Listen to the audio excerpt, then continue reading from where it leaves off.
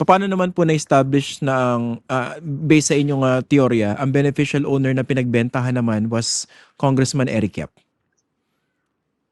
Si Congressman Eric Yap ay binggit kung kanyang may kaibigan rin taga Benguet rin. Si Congressman Eric Yap ay may extensive holdings ng leisure properties sa Benguet din.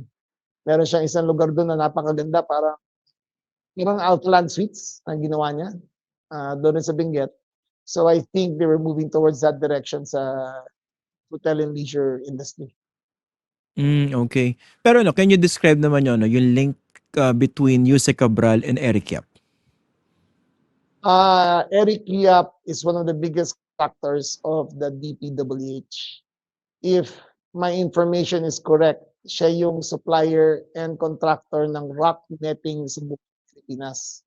Ayun ang nakita natin na actual cost niya is 325, pero ang biling nila sa DPWH ay 14 pesos per square meter. So times 4, almost times 4 yata ang cost niya.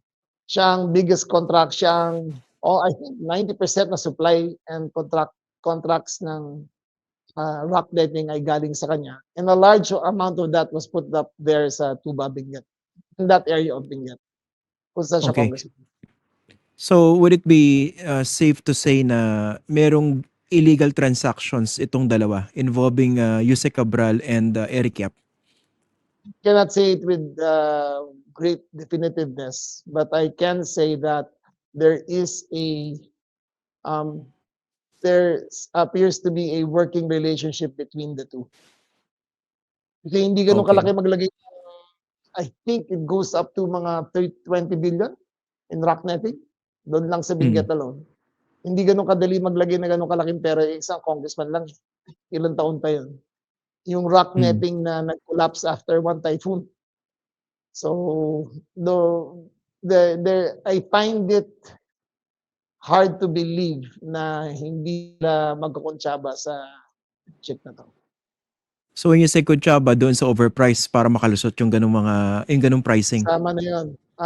Number 1 is overpriced. Number 2 is to put the project in that specific area. Number 3 is the manner it was bid. Number 4, there was obviously bid rigging.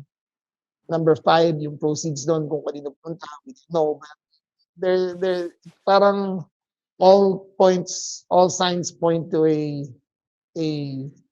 working relationship between the two. Kasi dito po sa rock netting 'no, matagal na po nag-iingay diyan si Baguio City Mayor, Benji Oo. Magalong, hindi po ba? So, Oo. kumbaga hindi natin 'yan first time madinig. So far anong mangyayari dito kay Eric Yap po? I think he is still under investigation. Let's leave it to the ombudsman na lang to announce kung ano mangyayari sa kanya. But I think he's one of the suspects. Pero I think si Ombudsman Boying will come up with an announcement soon. Hintayin na lang natin. Kasi I think you were also quoted as saying before na baka makasuhan itong si Eric Yap 'no, because, nasa ano rin naman, kumbaga you're also in a position to know all these things dahil, under your supervision yung PNP, 'di ba? Siyempre may tenga rin kayo sa ground, hindi po ba? Uh, Signs point that Eric Yap was a main player in the DPWH, that he fiduciarily benefited from the contracts in the DPWH, that there are electronic money transfers that are linked to him within the contractors of the DPWH towards him. Ito pong ano 'no, kasi ang elephant in the room dito, with the death of, Yuse Cabral, baka ma-compromise po investigation dito sa flood control scandal. Kasi 'di ba, dinescribe niya yung kanyang ano, kanyang role sa DPWH. Marami siyang puwedeng ikanta. Tapos yung isang congressman, si Congressman Leviste, sinasabi binigay daw sa kanya yung listahan ng mga nag-insert, 'di ba, tsaka yung mga proponents. Kumusta po yung pagse-secure ng mga ebidensya na nasa possession ni Yuse Cabral? Report. Yung iniwan niya kasi sa Baguio were just maintenance meds for acid, I think, and for anti-inflammatory products. Pero wala akong nakitang papeles, computer o laptop o tablet na iniwan niya doon sa kwarto sa Ion Hotel. How about yung family? Nagko-cooperate po ba in terms of, let's say, possible documents in her possession? I think bukas pa lang ang cremation. So, as of now, wala pa. But the DNA analysis going now na swab very early si Yusek Lupral. So, I don't know kung nakakuha na ng sample mula sa pamilya nila to confirm. But the fingerprint analysis, the facial analysis, the identification of the family members, all point na si Yusek Cabral yun. Only the DNA sample is the final nail in the coffin para, so to speak, na siya talaga yung nahulog dun sa Tuba Benguet. Oh, pero I mean yung mga dokumento po ano, meron po bang cooperation on the part of the family para Wala pa. makapag-ano? I think mag-a-apply ng subpoena ang CIDG, Inspector Premises and the Gadgets.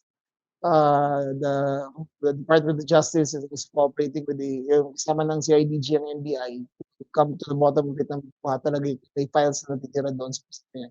But I don't think it will be a hindrance. You could see that in the katulad din sinabi ni Congressman Leviste, may grand scheme of things, makikita mo kung saan na-insert at sino nag-insert at kaninong district lahat yun eh.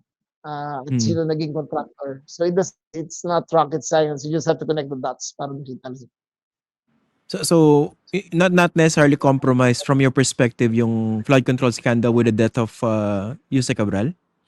Not necessarily. I think the evidence speaks for itself and the trail speaks for itself. I think hindi mo na mapapalitan yung yung NEP na yan na nilagay sa 2025 at yung mga kung kanino in-award, kailan in-award, ano pinirmahan niya. Lahat yan makikita na eh. Yung special friend na binabanggit na niyo po kanina, no, yung bumili ng hotel, is he cooperating sa investigation? Kunwari, baka meron dokumento siyang Not alam. yet. He denies that they're even friends. He said na acquaintance lang sila. So the CIDG will also get to the bottom of it that kasama siya sa subpoena in the coming days. Anong plano niyo po rito sa special friend na ito? Will he be Very part of questioned? titignan talaga kung anong relationship, titignan yung background niya kung kailangan dadaan sa AMLA, titignan kung paano nangyari lahat yan. Kasi I think the theory will hold na hindi talaga sa kanya at hindi siya nagbumili, hindi rin siya Okay. Dito man po sa sa assets ni Yusek Cabral, may idea po ba kayo kung gaano kalaking assets niya, especially vis-a-vis her legal income sa DPWH? Para magka-idea tayo kung may possible Wala corruption pa eh. dito. The ombudsman can be the one to tell you kung ano talagang assets niya. But if I were to guess, ito talagang hula ko lang, I wouldn't put it below 20 billion pesos ang assets niya. There are Magkano po? rumors 20 billion ang aking 20 billion. theory. Ang aking theory na na-accumulate niya over 10 years as USEC for planning. I wouldn't be surprised if there were 20 billion in assets in one way or another under her. Ano po yung pinagbabasihan ng teorya niya? Yung, I mean, give us a rough computation. Paano papalo ng 20 billion kung sakasakali? Nung nakita natin sistema sa DPWH, parang may tara yan eh, sa bawat dadaanan eh. Siya ang unang dadaanan ng tara. Paglagay ng net na ganyan, mid ng project, lahat yan may kanyang kaltas-kaltas. Yung isang kaltas doon, lahat papunta sa kanya eh. So may kaltas sa kanya mula sa ilalim, may kaltas sa kanya mula sa taas, may kaltas minsan we suspect na yung Wow Builders is owned by her special friend, which links back to her, yung contractor nun. Kasi kung nakita niyo yung Wow Builders, parang maliit na opisina na pang karinderya lang eh, di ba? Oh, But, ayaw magsalita sa Senado, di ba? Yung tahimik, yung nakatungo. Nakatungo lang. Our sources tell us na the special friend and Wawa Builders are the Wawa Builders is owned by the special friend. So the special friend, is he under investigation? He is now under investigation nung lumabas lahat to. As part of the flood control scandal po, no? Not only flood control, yung rock netting, yung marami silang pinasok na kontrata dyan. Marami silang patikalya pinasok nila. Again, it flies in the face of bid rigging, and it flies in the face of anti-competition, it flies in the face of graft and corruption.